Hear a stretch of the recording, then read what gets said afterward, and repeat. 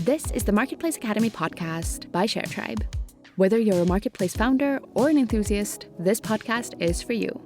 This season, we've been talking about marketplace funding from bootstrapping and venture capital to crowdfunding. The latter two require you to give away equity in your business. In this last episode, we're looking into non-dilutive funding options that allow you to keep full ownership of your marketplace. Giving up equity in your marketplace means bringing in external shareholders and their interests. That's not always desirable. Sharetribe CEO Juho presents 3 non-dilutive marketplace funding options: loans, grants, and revenue-based financing. My name is Katri Antikainen. I'm your host, and we'll be reading Juho's advice to you. This episode concludes our series on marketplace funding, but we'll have more episodes coming your way soon. Thanks for taking this journey with me.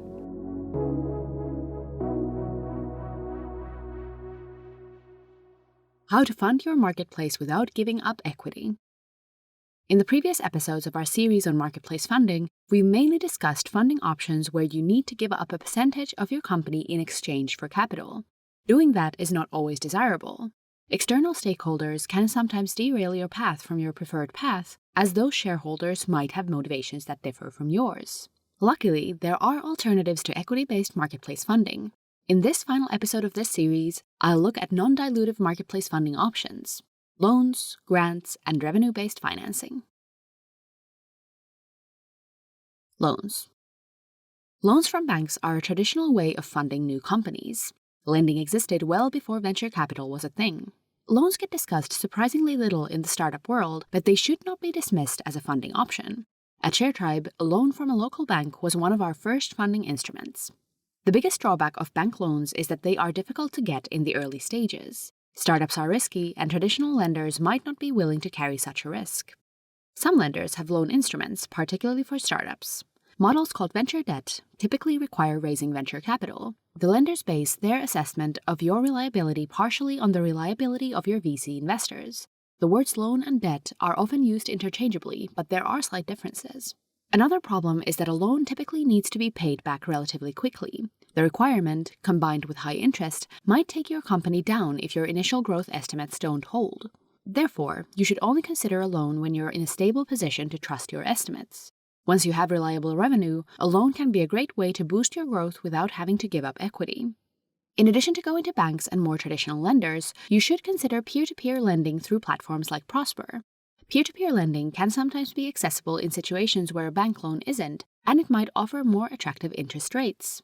The biggest drawback is that you need to take personal responsibility for the loan. If your company goes bankrupt, you're responsible for paying back peer-to-peer lenders. Compared to angel investors and venture capital, one additional downside of loan funding is that while angels and VCs can provide you with mentoring and contacts, many traditional loan providers like banks have little to offer besides the money. Grants. Grants are subsidies provided by governments, public institutions, or organizations like foundations or NGOs. The value proposition is attractive. You don't need to give up equity or pay the grant back. Grants come with a set of downsides, though. First of all, the supply of grant funding is limited, and there's often lots of competition for it. Secondly, the application process can take lots of time and effort and take a long while to provide results. If you're constantly writing grant applications and waiting for results, you might lose focus and momentum. Third, grants might demand meeting surprisingly heavy compliance and reporting requirements. Finally, grants often come with a set of limitations that can be detrimental for a startup. For example, say you receive a grant for a specific product development project. Later, you realize you'd have better use for the money in a business development initiative, but the grant terms don't allow for that. As a result, you might be stuck building and reporting on something your business doesn't need. However, if you come across a grant that fits your marketplace development needs, go for it. At Sharetribe, we've used grant funding in several forms. When my co-founder Antti and I were just starting out, we received a $30,000 equity-free grant from Startup Chile, a program run by the government of Chile.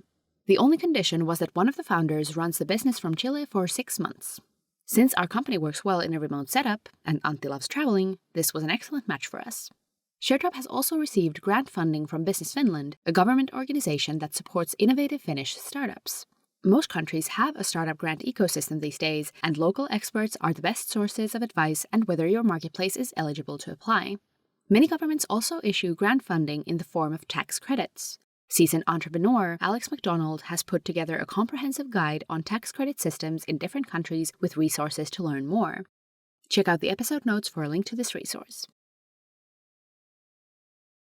Revenue-based financing. Revenue-based financing is a model where you pay your investors a fixed percentage of your revenues, typically, but not always, until a predefined cap is reached. The model is also sometimes referred to as royalty-based financing. The model has some similarities to debt, but also significant differences. The biggest difference is that there's no interest in revenue-based financing and no fixed payment. Instead, payments are entirely based on your business performance. If you don't have any revenue, you don't need to pay anything. If your revenue soars, so do the payments to investors. In addition, many providers of revenue-based financing act more like venture capitalists in the sense that in addition to money, they also provide mentoring and connections. This can be a significant value add compared to banks, which rarely have anything to offer besides the money.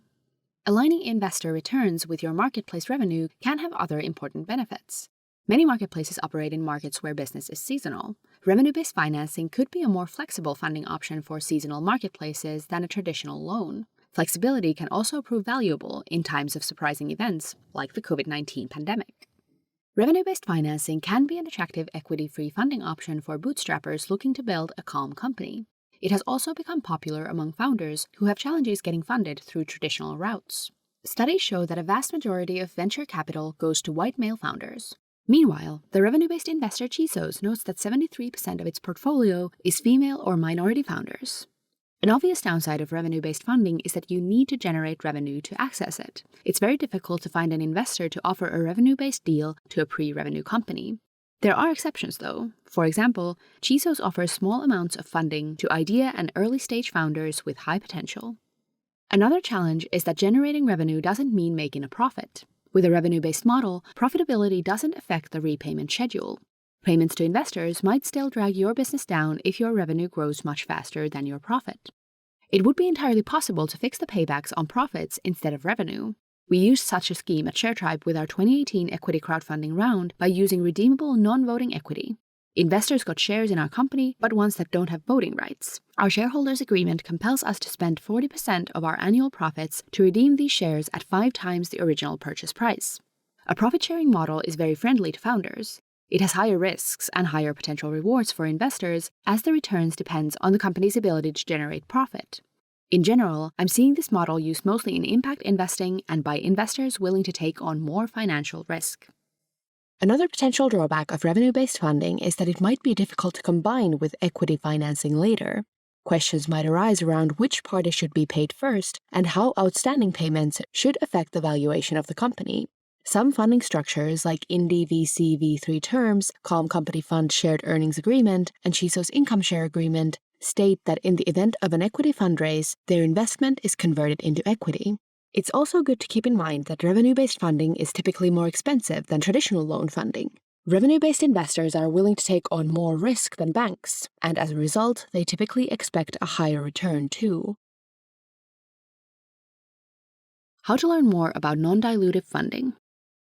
This article barely scratches the surface of the rich landscape of non-dilutive marketplace funding options. If you're interested in learning more, here's a list of resources to get you started. You can find links to all in the episode notes.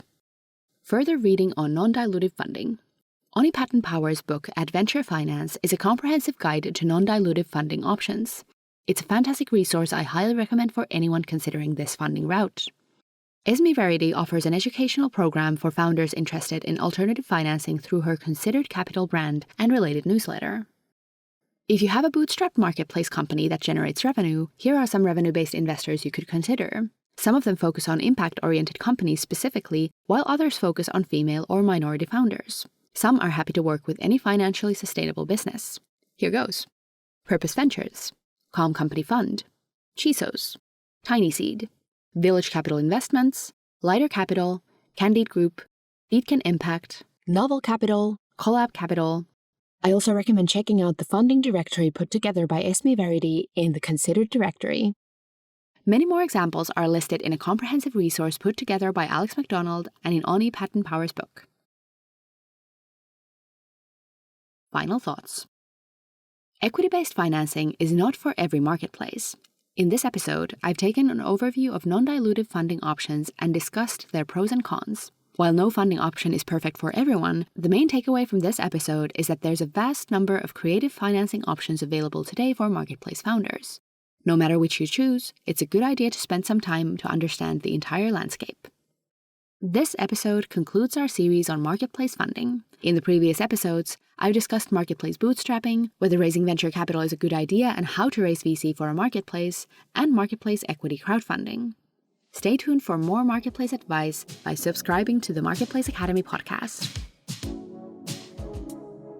Thank you so much for joining me for this episode and the series on marketplace funding. As always, you can find sources and links to further reading in the episode notes.